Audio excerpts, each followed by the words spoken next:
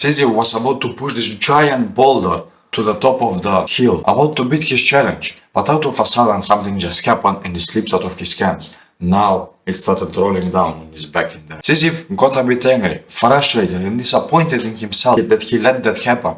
He had put all this effort for nothing, but he didn't give up. He continued forward. He went back down and he started to push it upward again. But the second time, it failed again.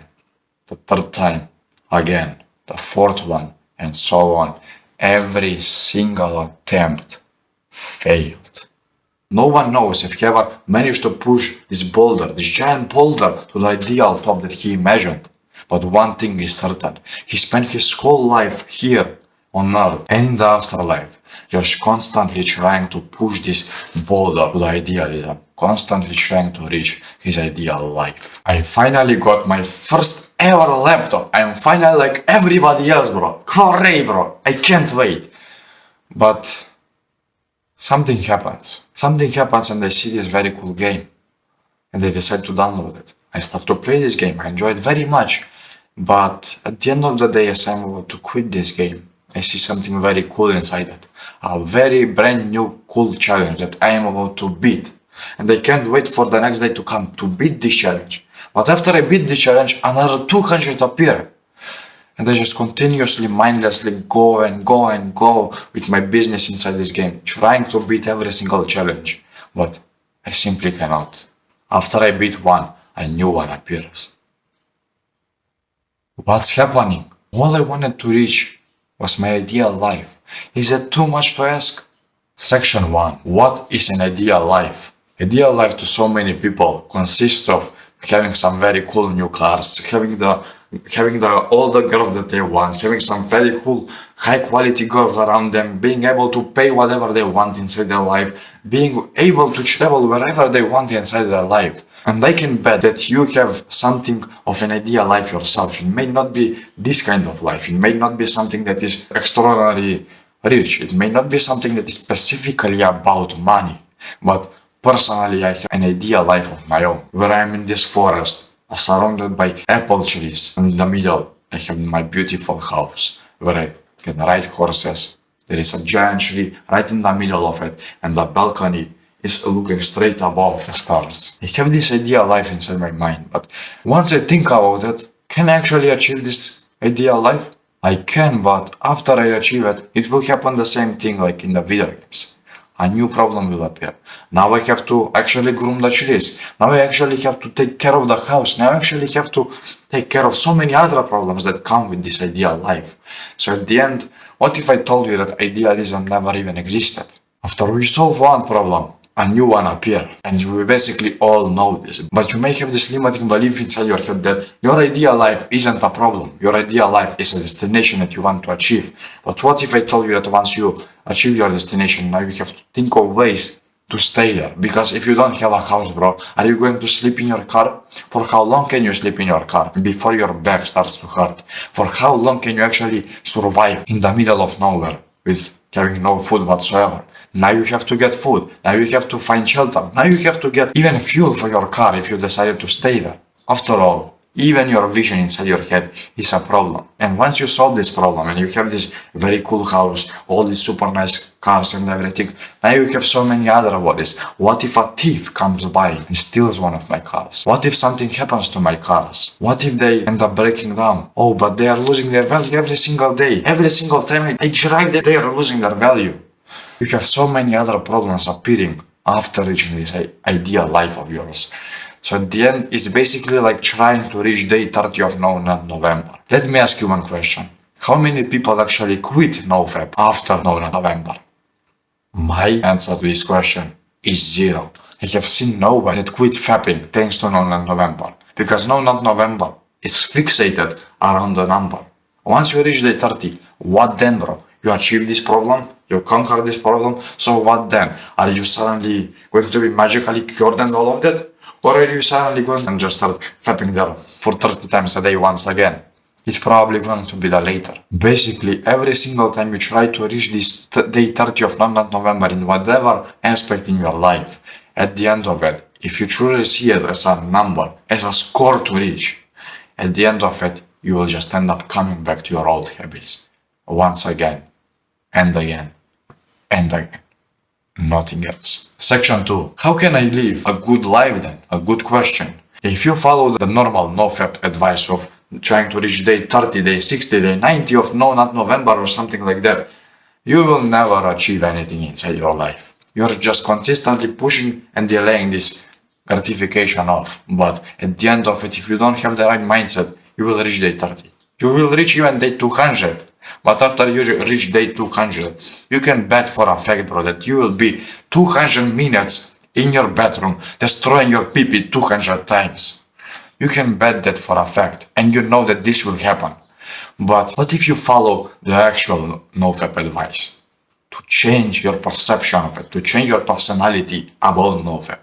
Instead of seeing this number, this 30-day number of November, instead of seeing it as a number, now you see it as something that is in your blood. Now you see yourself as a person that doesn't fap. You don't care about the number anymore. You don't care if you have a streak of 2 days, of 10 days, of 200 days, or even a streak of 3 years. You don't care, bro. If you fap right now, you won't care that you relapsed. After that, you will just end up fighting once again. I reached day 300. I will reach day 301. That will be your mindset. And it should be the mindset for everything inside your life. Because once you reach this core, once you reach this idealism inside your life, of course new problems are going to appear with it. So if you have this personality of somebody that is successful already, of somebody that is successful just by watching this video right now, you will not have the problem of thinking, oh, but when you reach your ideal life, like, oh, but I reached my ideal life, bro. Like,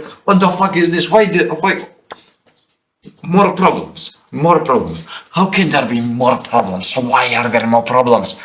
You won't have that personality, and you change your mindset from somebody that tries to reach a score to somebody that already is successful at what he is doing. In psycho-cybernetics, there is this concept of changing your personality to achieve a specific goal, and it works amazingly. I have explained this concept through many videos, and I will tell you in short terms in this video as well. Basically, change your perception of yourself. The way you do that is through affirmations and visualizations. Imagine the person that you want to become in the future, and write down what habits he is doing. Write them down and start doing them yourself. Every single day, read them out loud. And instead of saying that he is successful, tell that you are successful.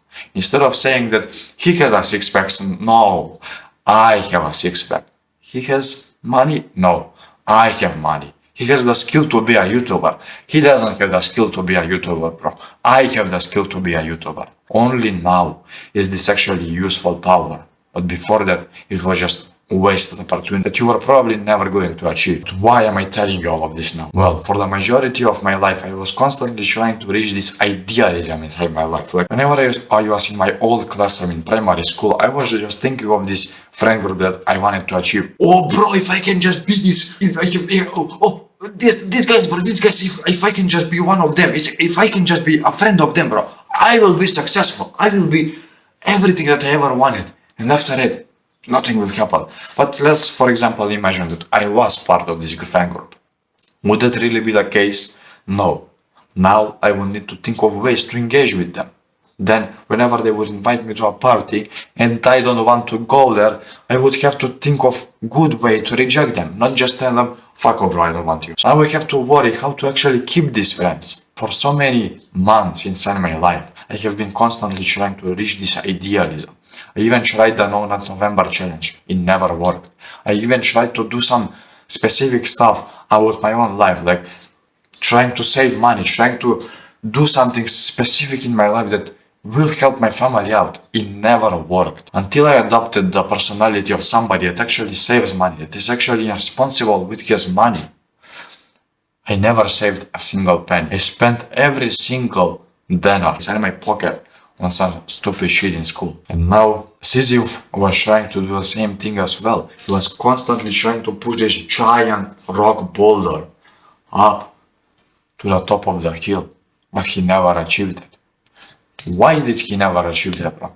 He was basically trying to swim against the stream. Of course, maybe he would reach the ideal top, but what then? What if wind blows? What if some strong wind blows and the boulder just ends up rolling back down again.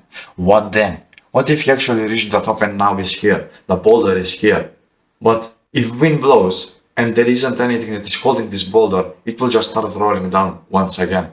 And I am tired of seeing people literally swimming against the stream. They think that once they have their phone ringing 24/7, people will think that they are important. Of course you are important, bro, because they are calling you. But what if they call you for bullshit? What if they call you for something else? What then? What will you answer to their phones? What will you do when you have so little time for your family because of those phone calls? What if you actually get this dream girl of yours? What then?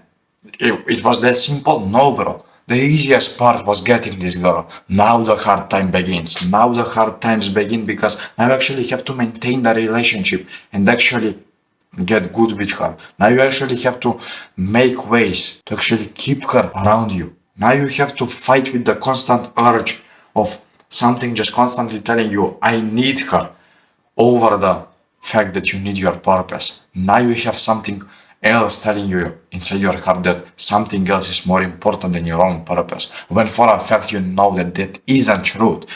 So you know, at the end, idealism doesn't really exist, bro. Unless you change your personality to a successful person. It doesn't matter if you have 300 cars in your apartment. It doesn't care if every single car on the street is yours. It doesn't matter.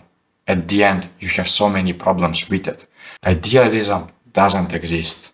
I'm trying constantly to fix this agenda inside your mind because at the end, bro, if you end up just trying to do something about it, if you just end up trying to reach this idealism and you're not prepared for the problems that come with it, you will end up like those businessmen, like those lottery winners. You see them on TV having $1 million today, and then just a week later, they are back down in the ruts. That's what will happen to you. Idealism will never come unless you have the personality of someone that already is successful, of someone that is very good in the relationship with his woman, of somebody that actually cares about his cars and is able to provide every service that they need. That's the only thing that will make you successful. Everything else that you see online, that you see on social media, is a cope, is just another Sisyph's rock. Remember that you are constantly trying to push Sisyph's boulder up the mountain. It will never work. It will just come back down and you will have to do it again. All effort went in vain, and I don't want that to be you. Thank you for watching, and please keep these thoughts in your mind.